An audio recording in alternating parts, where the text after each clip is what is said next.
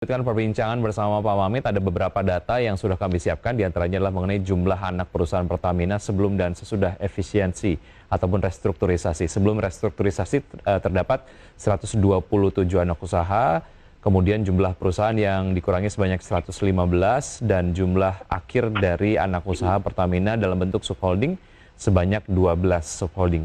Dan berikutnya adalah mengenai penyederhanaan direktorat di tubuh Pertamina. Sebelum penyederhanaan ada 11 direktorat dan setelahnya seperti Anda kemudian dapat saksikan di layar televisi ada 5 direktorat. Dan berikutnya adalah ini mengenai pernyataan yang disampaikan oleh Nike Widiawati, Direktur Utama PT Pertamina Persero.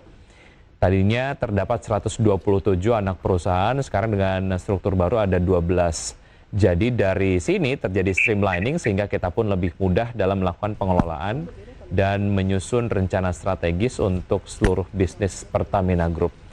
Saya lanjutkan perbincangan bersama Pak Mamit. Hal krusial apa yang perlu dengan segera dilakukan oleh Pertamina, tentu saja sebagai holding dan juga subholdingnya, untuk kemudian mendukung hal-hal tadi yang kita sudah sampaikan terkait dengan harapan lah ya dari kinerja Pertamina? Ya, saya kira cukup banyak hal krusial yang harus dilakukan ke depannya sehingga Pertamina ini bisa berjalan sesuai dengan yang diharapkan. Pertama terkait dengan tadi bahwa saya ingin sampaikan bahwa kebijakan ini pasti tidak bisa menyenangkan semua pihak ya. Bahkan mungkin di internal Pertamina sendiri itu pasti ada yang namanya pergolakan lah. Dan saya harapkan yang krusial yang pertama adalah bagaimana ini bisa mengkomunikasikan dengan di internal Pertamina sendiri. Sehingga kinerja Pertamina ke depannya tidak terganggu karena permasalahan-permasalahan ataupun konflik-konflik internal terkait dengan masalah pembagian pekerjaan dan lain-lain.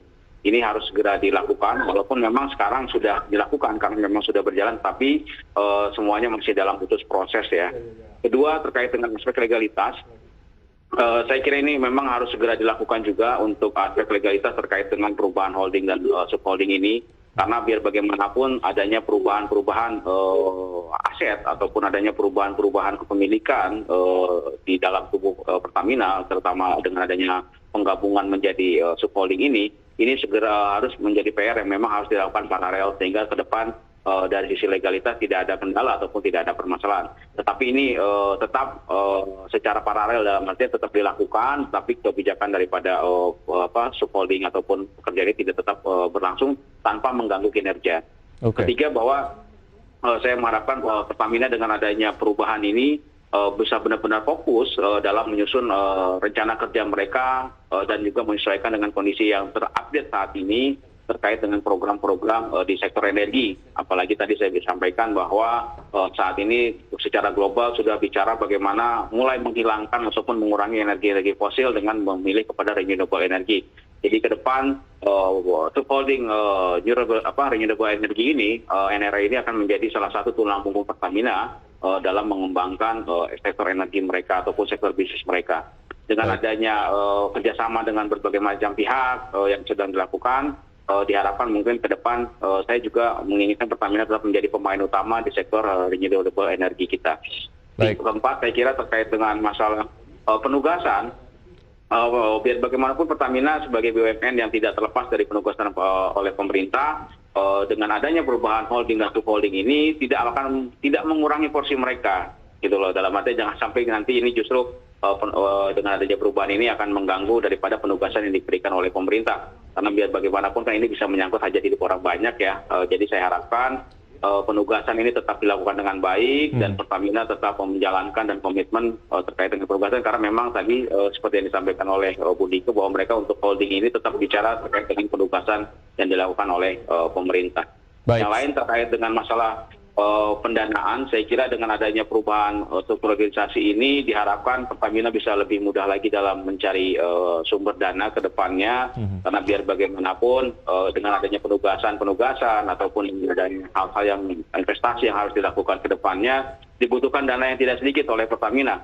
Oleh karena itu saat ini mungkin dengan adanya pembagian ada direktorat keuangan dan juga lebih fokus lagi bagaimana bisa mendapatkan sumber pendanaan ke depannya. Sehingga apa yang diharapkan dari perubahan restrukturisasi ini bisa berjalan dengan baik dan dengan baik dan sesuai dengan yang kita harapkan sih, Mas Wiki. Ya, secara ekspektasi bagaimana sebetulnya restrukturisasi ini dapat mendukung pemenuhan target lifting minyak dari Pertamina, menurut Anda seperti apa, Pak Mamit? Iya, dengan adanya fokus kepada subholding ini, di mana PHE sebagai subholding upstream, dan menggabungkan banyaknya anak perusahaan-perusahaan sebelumnya menjadi satu kesatuan, saya kira ini akan sangat mendukung sekali terkait dengan target lifting yang sudah ditetapkan oleh Pertamina sendiri. Karena kenapa? Dengan fokus tersebut, maka bicara tentang anggaran, bicara tentang rencana kerja, bicara tentang inovasi, teknologi, dan juga bicara tentang pemanfaatan aset secara bersama, serta efisiensi, ini bisa lebih mudah dilakukan. Karena semuanya bisa dikomunikasikan dalam satu kesatuan subholding, di mana Pertamina Hulu Energi sebagai subholding bisa mengambil kebijakan-kebijakan yang strategis dalam rangka peningkatan produksi ataupun lifting migas nanti milik Pertamina ke depannya. Dan tadi jelasnya jalur birokrasi dan komunikasi ini saya kira bisa lebih mudah lagi dilakukan, dan yang pastinya pengambilan keputusan dalam menentukan kebijakan-kebijakan strategis, terutama dalam peningkatan produksi ini bisa lebih mudah dilakukan. Oke. Ya, restrukturisasi dapat mendukung transisi energi yang akan dilakukan Pertamina dalam waktu dekat, Pak Mamit?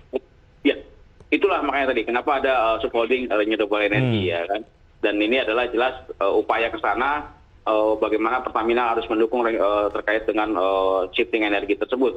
Dan saya harapkan juga teman-teman di renewable energy dalam hari ini bisa mendapatkan ataupun mencari inovasi-inovasi bagaimana agar peningkatan ataupun penggunaan EBT di Indonesia ini bisa terus meningkat, dan Pertamina harus bisa menjadi salah satu pemain di sana, sehingga fungsi peran sebagai BUMN energi ini benar-benar bisa terlaksana, saya kira.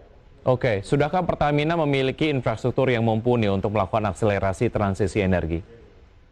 Ya, kalau bicara infrastruktur mungkin semuanya dalam tahap persiapan ya. Saya melihatnya ya karena memang ini masih dalam tahapan yang baru, tetapi infrastruktur sudah ada di sana. Karena saya melihatnya bahwa dengan adanya Pertamina Geothermal sebagai subholding, maka yang memang bermain di panas bumi ini sudah, dan infrastruktur mereka sudah cukup besar dan cukup banyak di beberapa wilayah di Indonesia, ini menjadi salah satu jembatan ataupun mereka untuk menuju ke arah yang sana. Tinggal bagaimana nanti untuk pemanfaatan energi baru terbarukan lain seperti juga solar panel, terus juga terkait dengan micro hydro ataupun tenaga air, tenaga angin itu saya kira bisa dilakukan ke depannya ketika mereka memang benar-benar sudah terintegrasi, dan yang tadi saya bilang subholdingnya ini sudah bisa menemukan inovasi-inovasi ke depannya seperti apa terkait dengan renewable energy. Kalau bicara tentang electric vehicle, saya kira teman-teman Pertamina sekarang sudah mulai juga membangun stasiun pengisian bahan bakar listrik ya kan, yang sudah ada beberapa, dan ini saya kira ke depan akan terus berkembang kalau memang nanti